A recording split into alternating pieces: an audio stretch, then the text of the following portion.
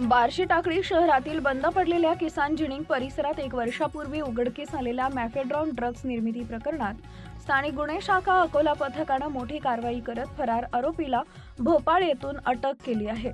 या प्रकरणातील नवीन निष्पन्न आरोपी मोहम्मद अशरफ मोहम्मद आझम राईन वय वर्ष 26 राहणार बेंगनवाडी मुंबई याला ताब्यात घेऊन अटक करण्यात आली असून न्यायालयानं त्याला 28 डिसेंबर 2025 पर्यंत पोलीस कोठडी मंजूर केली आहे। दिनांक 23 ऑक्टोबर 2024 रोजी बार्शी टाकळी इथं बंद असलेल्या किसान जिनिंग मध्ये काही इसम अंमली पदार्थ तयार करत असल्याची गोपनीय माहिती स्थानिक गुन्हे शाखा अकोला यांना मिळाली होती। या माहितीच्या आधारे पोलिसांनी तातडीनं छापा टाकत 5 आरोपींना अटक केली होती।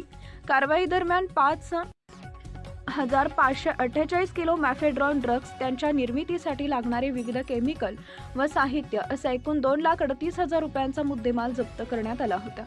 या प्रकरणी पोलीस निरीक्षक शंकर शेळके, स्थानिक गुन्हे शाखा अकोला यांच्या तक्रारीवरून संबंधित आरोपी विरोधात NDPS कायद्यानुसार गुन्हा दाखल करण्यात आला आहे। विशेष बाब म्हणजे अटक करण्यात आलेल्या 5ही आरोपींना आजतागायत न्यायालयाकडून जामीन मंजूर झालेला नसून ते अद्याप कारागृहात आहेत। सदर गुन्ह्याचा तपास पोलीस अधीक्षक अकोला यांच्या आदेशानुसार स्थानिक गुन्हे शाखा अकोला यांच्याकडे सुरू आहे।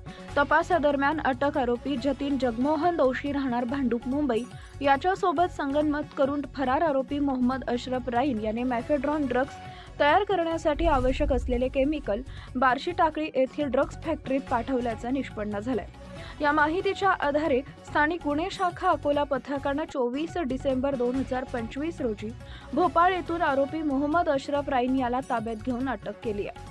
त्यालाच बार्शी टाकळी येथील प्रथम वर्ग न्याय दंडाधिकारी न्यायालयात हजर केले असता न्यायालयानं 28 डिसेंबर 2025 पर्यंत पोलीस कोठडी रिमांड मंजूर केली आहे।